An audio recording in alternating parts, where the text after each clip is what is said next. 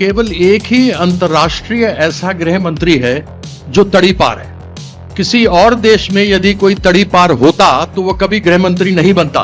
लेकिन यह भाजपा की, भारतीय जनता पार्टी की विशेषता है कि जिन जिन के ऊपर वो आरोप लगाते हैं, चाहे वह आसाम के चीफ मिनिस्टर हो कि हम उनको जेल भेजेंगे लेकिन उनको वापस चीफ मिनिस्टर बना देते हैं, जो तृणमूल को वोट करते हैं वो सारे बांग्लादेशी हैं। यह इनकी मानसिकता है, यह इनकी सोच है। दूसरी बात, अमित शाह से यही मैं जानना चाहता हूं कि अमित शाह ये तो बताओ तड़ीपार मास्टर कि अगर यह बांग्लादेशी थे तो तुमने एक भी नाम क्यों नहीं बताया कि तुमने बांग्लादेशी पकड़ा है? नौकरी के लिए यहां से बाहर जाते हैं, तुमने कहा था कि 2 करोड़ नौकरी हर साल देंगे। वो 2 करोड़ नौकरी का क्या हुआ? इस 12 साल में 2 करोड़ दे दी होती तो 24 करोड़ नौकरी हो गई होती। ये बताता है कि कितने ही नाकाम है ये लोग। इनको सरकार चलाना नहीं आता, ये राज्य नहीं चला सकते। अष्टलक्ष्मी बोलते हैं, वहां जो परिस्थिति बनी है वहां पे हमारे बहन बेटियों को नंगा घुमाया गया। 860 दिन के बाद वो भी 2 मिनट के लिए प्रधानमंत्री गए, लोगों के साथ बात नहीं की। आज जो परिस्थिति, आज भी मणिपुर में कोई अच्छी नहीं है। इतने 860 दिन के बाद गए थे प्रधानमंत्री, लेकिन उसके बाद आज भी परिस्थिति वही है। लोगों को वो जगह नहीं मिल पाई जहां वो रह सकते हैं, और वह सीधा गृह मंत्रालय उसको देखता है। जितनी भी हमारी अष्टलक्ष्मी, जिसको अष्टलक्ष्मी का नाम इन्होंने दिया है, लेकिन वहां पर हमारी बेटी जो लक्ष्मी है उनको नहीं बचा पा रहे हैं ये लोग। क्यों नहीं किया अभी तक? ये तो जवाब बीजेपी से पूछना चाहिए ना, कि वो जवाब दें हमें कि जिससे मणिपुर एक राज्य है, देश का महत्वपूर्ण राज्य है, नॉर्थ ईस्ट का राज्य है, आपसे संभल नहीं रहा, आपसे यूपी नहीं संभलता।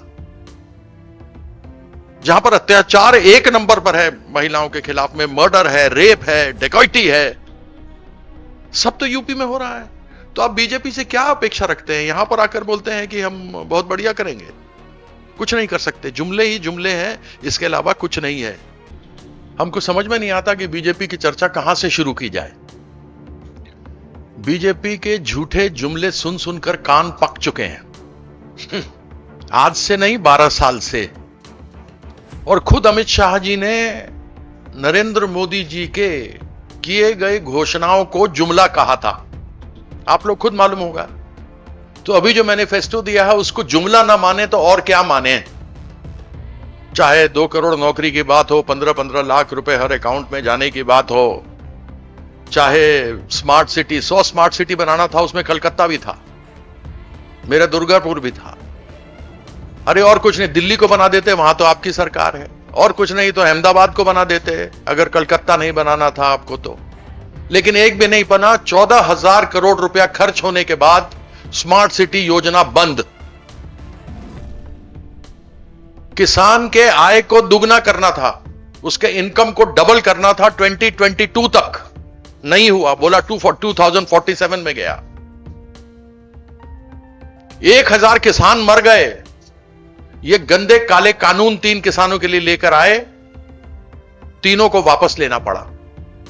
ऐसे अनेकों हैं। तो हम क्यों ना मान लें कि जो इन्होंने मैनिफेस्टो में कहा है, जो 12 साल से आज तक एक भी योजना नहीं पूरा कर पाए या शुरू कर पाए, वह इनकी अभी जो दी गई मैनिफेस्टो है वह एक जुमला है।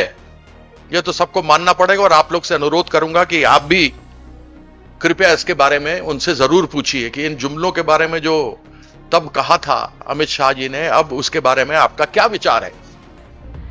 अभी योगी आदित्यनाथ जी की बात हुई। मैं योगी आदित्यनाथ जी के बारे में क्या कहूं, जिन्होंने मठ, जिस मठ के वो अभी अपने आप को बोलते हैं कि मैं उत्तराधिकारी हूं, मैं ही मठ का हूं, वो तो मठ उन्होंने हथिया लिया। आज जब कभी वह गौ माता की पूजा की बात करते हैं, गौ मां की रक्षा की बात करते हैं, तो यह सबसे बड़ा प्रश्न है। सबसे बड़ा प्रश्न तो यही दोगला चरित्र, दोहरा चरित्र बीजेपी का सामने आ जाता है।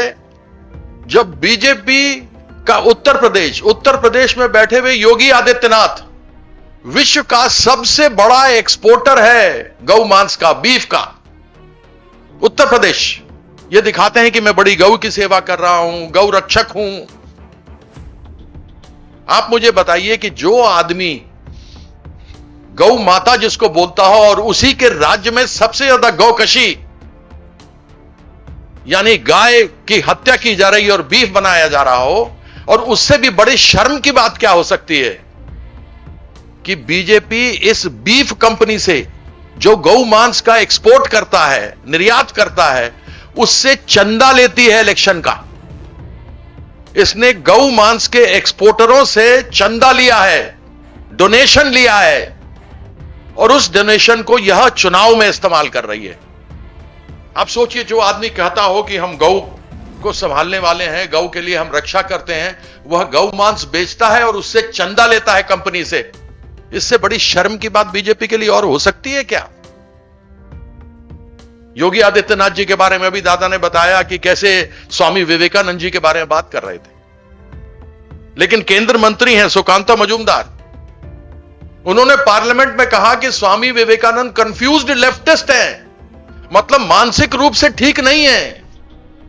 यह स्वामी विवेकानंद जी जो विश्व में जब गए सबसे अंतिम बोलने वाले थे और सबसे अधिक जिनको तालियां मिली थी, जिन्होंने कहा था, शुरू किया था भाषण, my dear brothers and sisters, यह लोग इस तरीके के लोग हैं। ऐसे लोगों के बारे में आप क्या कह सकते हैं?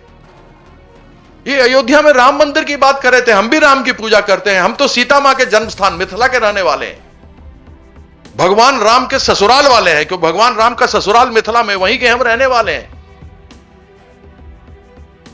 इन्होंने राम मंदिर का एक योजना बनाया, राम मंदिर को कहा ले लिया, राम मंदिर न्यास की तरफ से इन्होंने ले लिया, लेने के बाद इसको अपना पॉलिटिकल मुद्दा बना लिया, मंदिर बन गया, कहा हमारा लक्ष्य पूरा हो गया।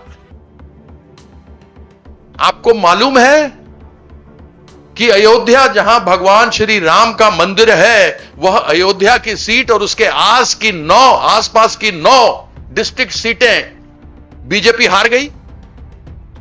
अयोध्या जैसी जगह पे जो ये राम मंदिर की बात करते हैं, ये वो सीट हार गई, उसके साथ आसपास की 9 डिस्ट्रिक्ट्स हार गए, 9 जिले, 9 सीट हार गए।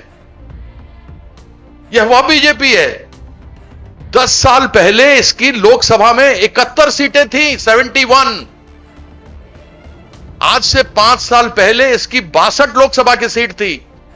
यह 71 से हुआ 71, से हुआ 62, और आज यह उत्तर प्रदेश में जो बड़ा अपने आप को कहते हैं कि हमारे यहां कोई राइट्स नहीं था, कुछ नहीं होता, इनके 80 में से केवल रह गई है 33 सीट, 33।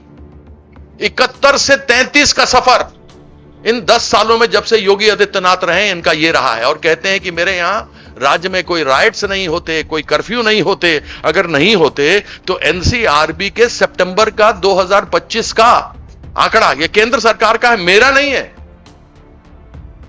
यदि यह राम राज्य की उत्तर प्रदेश में बात करते हैं तो यह बताएं, जो एनसीआरबी का केंद्र सरकार का डाटा है, वह यह कहती है कि उत्तर प्रदेश महिलाओं के विरुद्ध अत्याचार में 1 नंबर पे है। दूसरे नंबर पर महाराष्ट्र, तीसरे नंबर पर राजस्थान आता है।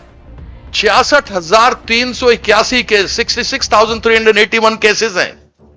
उसी प्रकार से रेप में राजस्थान पहला और उत्तर प्रदेश दूसरा है। मध्य प्रदेश तीसरे स्थान पर है। डाउरी, जो लोग दहेज लेते हैं, डाउरी लेते हैं, उसमें उत्तर प्रदेश 1 नंबर पर है। ये सारे आंकड़े जब पिछली बार मैं आपके बीच में आया था तो मैंने आपके समक्ष रखी थी ये बात, और उन सभी आंकड़ों को एक बार फिर हमारी तरफ से भी आपको दे दिया जाएगा। एसआईआर के विषय में इन्होंने बता दिया, डिटेक्ट, डिलीट, डिपोर्ट, ये कहा था अमित शाह ने। 90 लाख लोग इन्होंने एसआईआर में, जिसमें 60 लाख हिंदू हैं और 30 लाख मुसलमान हैं, क्या इन सबों को रोहिंग्या बनाकर हिंदुस्तान से बाहर करेंगे? मैं जहां जहां क्षेत्र में प्रचार पे जा रहा हूं, कहीं पर ऐसे जगह नहीं है जहां पर 30,000, 40,000 उसमें बंगाली हैं, हिंदी बोलने वाले हैं, मैथिली बोलने वाले हैं, भोजपुरी बोलने वाले लोग हैं, जिनके नाम काट दिए गए हैं, जो यहां आज से नहीं रह रहे, जिनका परिवार 30-30, 40-40, 50-50, 60-60 साल से यहां रह रहा है। आज यह परिस्थिति इन लोगों ने बनाई हुई है। तो योगी आदित्यनाथ जब कभी आते हैं, उनसे प्रश्न जरूर पूछिएगा कि तुम गौ मां के रक्षक हो, गौ मां की सेवा करते हो, लेकिन गौ मांस के निर्यात में, एक्सपोर्ट ऑफ बीफ में तुम यूपी नंबर 1 कैसे है? कैसे सनातनी हो तुम? उनके चंदे से तुम यहां पर हेलीकॉप्टर में घूमते हो। जो बीफ के विक्रेता हैं, उनसे तुमने चंदा लेके उनके हेलीकॉप्टर पे घूम रहे हो। मतलब गौ मांस की जिन लोगों ने एक्सपोर्ट किया, उनसे चंदा लिया और उनके पैसे पर तुम यहां घूमते हो। कैसे सनातनी हो तुम? यह तो योगी आदित्यनाथ से पूछना चाहिए ना।